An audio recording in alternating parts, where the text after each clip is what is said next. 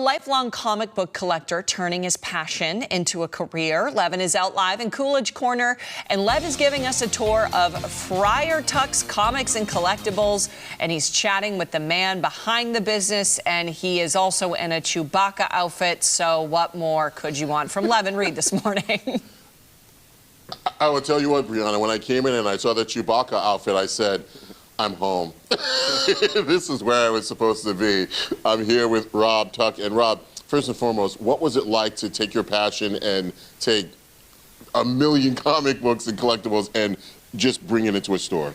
Well, it was a crazy amount of hard work. Yeah. Lifelong dream, but the actual building of the shop took over a year, around a year and a quarter. And yeah, I had a lot of help and yeah, lots and lots of sweat equity went into this place. What was your first comic book that you decided that, okay, this is what hooked me, this is where I feel this is where my love and passion is going to be?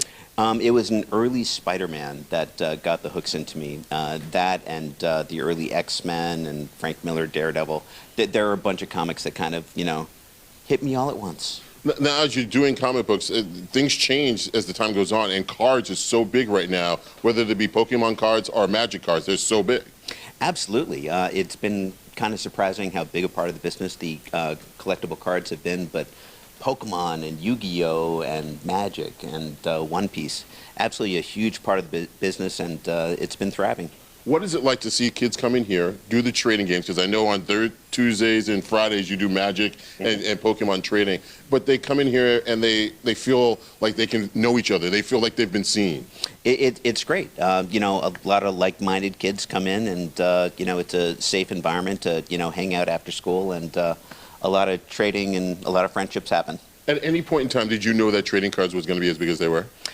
It took me by surprise. I thought that, you know, my business was going to be, you know, almost exclusively comics, but you know, cards and other collectibles have really, you know, exploded and become a much bigger part of the business the last couple of years. So what is not tradable? I have to ask you, because when I look in here, I see so many things, whether there be books, whether it be comics, but there's so many items in here that people will find as collectibles and, you know, people find wonderful.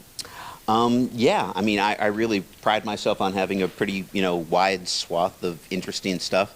The only things that we don't really carry, we don't carry Funko Pops, and we don't carry, you know, baseball cards and sports cards, just for, you know, lack of space more than anything else. It make me feel old by not carrying any baseball cards, because that's how it's done. How much fun have you had, not only sharing this, but watching people come in and find a place that they can kind of do this? They can find the comic books they're looking for.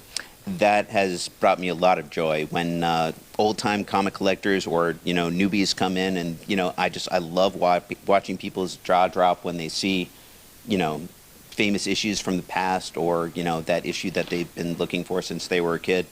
Yeah, it's a beautiful thing. Do you still find yourself flipping through like you did when there were records, but you're doing it with comic books? I do. Not quite as much as I used to. I'm not quite as precious about comics because I'm trying to sell them off. And I still have a personal collection, you know, stuff that, you know, will never leave my collection. I would say this, Brianna, this was in his house, and he's brought it to here, which I'm saying your house had to be pretty cramped at the time. It was. My girlfriend didn't appreciate it. And you know what? You know, my wife, Mary, you know what she's going to appreciate? I'm going to come home as Chewbacca. I'm going to try to make this sound. And then she's going to say, take that off and get out of the house. Yeah. I don't know what's worse, if she had to store all of the comic book stuff, or you in the Chewbacca zip-up. But Exactly. Oh, my goodness. No, what a really cool collection. Seriously, it's so awesome and very, very cool to see. All right, thanks, Lev.